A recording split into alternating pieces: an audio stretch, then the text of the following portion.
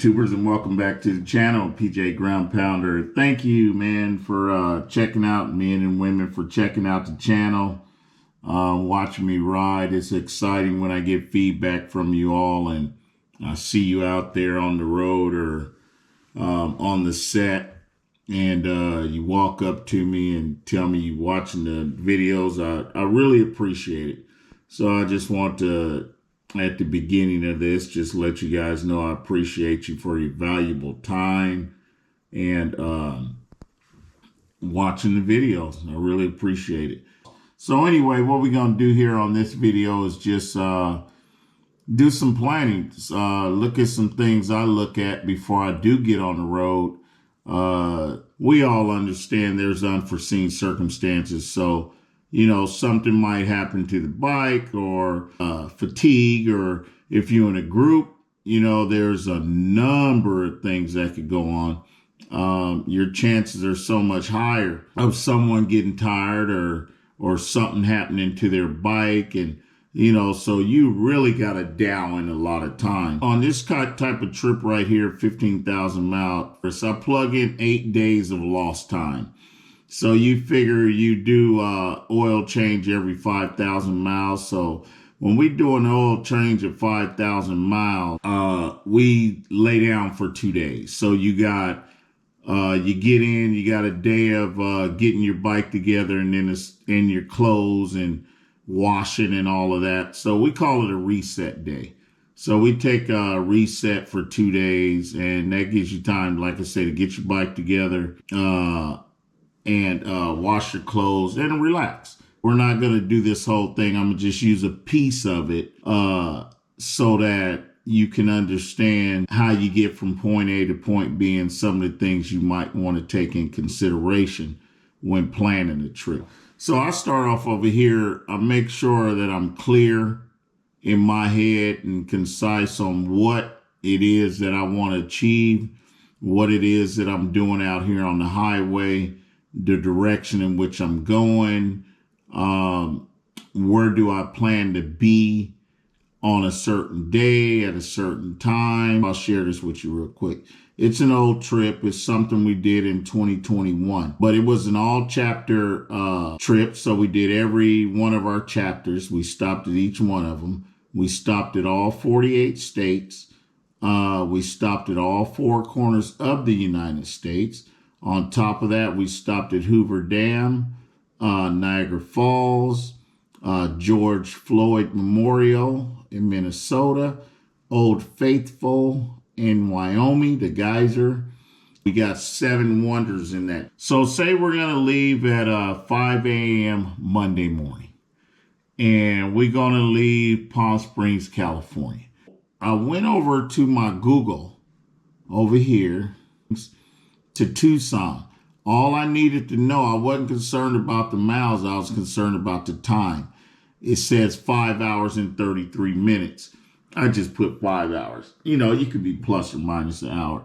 So I just put 5 hours. So 5 hours put me in Tucson. So I could see here on Monday the 6th, the temperature is 84 degrees in the day. And then at nighttime, it goes to 56. And that's no water or nothing. So I know I'm going to be coming through there dry about 10 o'clock in the morning. Okay. So then what I would do is I go back over here to Google, and then I would take and put in San Antonio. So then that tells me 12 hours and 9 minutes over to San Antonio, Texas. Okay.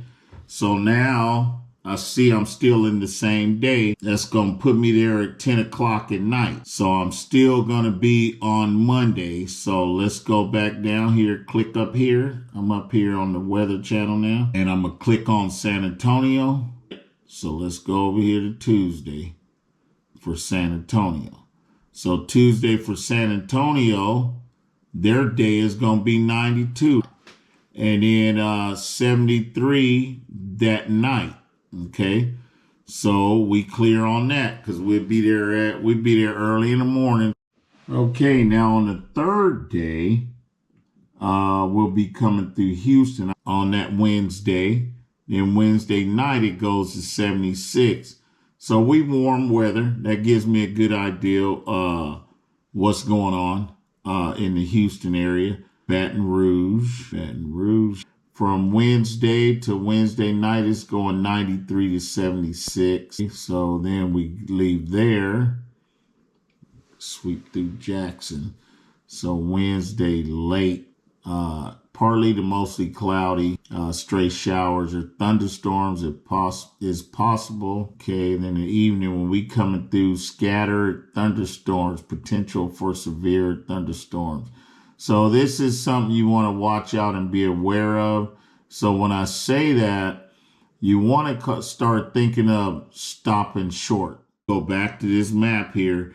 Maybe we might need to call it in Jackson. You might have to stop early, call it in Jackson, and then strike out the next morning and get this other piece and then go up top here to Oklahoma. So sometimes you got to kind of look at it like that.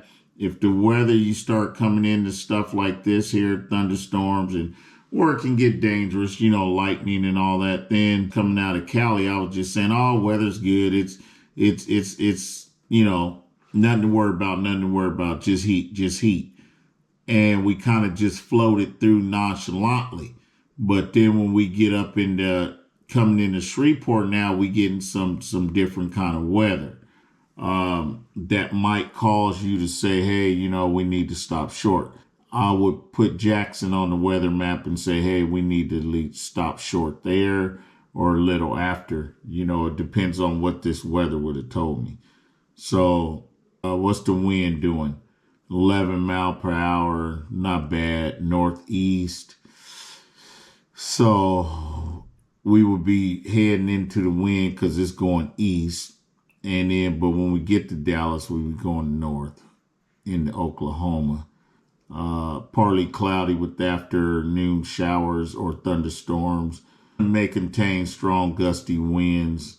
So all this stuff is considered. That's not enough to shut you down, but the showers is cool. The wind is cool. Thunderstorms. You're just checking out the lightning and all that stuff, man. That's kind of the gist of planning and just putting these combinations together. First, you plan the plan. Go to Weather Channel. Try to preload you 5 in there along your trail. And then you get over here. And then you start kind of riding the ride. I call it ride to ride when I'm sitting here mapping because I actually go through it. I feel it. So, because I'm starting from here, I want to check the weather over here, here. It just start going around like that. Then I got a clear idea of what the weather's probably going to do, when I'm going to have to start making decisions. And then I do the little calculations with this map so I can understand where I am on this timeline. So I'll know if I'm in day 1, day 2, day 3. So your mapping is down. Now it's that part of the trip where you trying to get your mind right. You getting geared up, you getting ready to go. We already know it's certain things that you're gonna do. You got all the proper gear, you got your tools and everything you need to make the actual trip. You want to figure out, well, man, how much is this trip gonna cost? That was a 4-day trip right there to Oklahoma, the way we were doing it, So you want to be able to figure out your cost. So you would take the total miles of the trip, 3476, and that was for 4 days.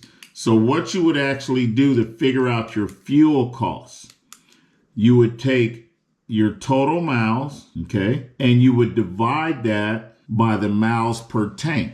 This is what I mean. So you take the total miles of your trip, and if you're getting 180 miles to a tank, you divide that 3476 by 180, okay? When you do the division, now you take the cost per tank. So say I'm just using my numbers in California. Right now it's taking me about $30, $32 to fill up my motorcycle.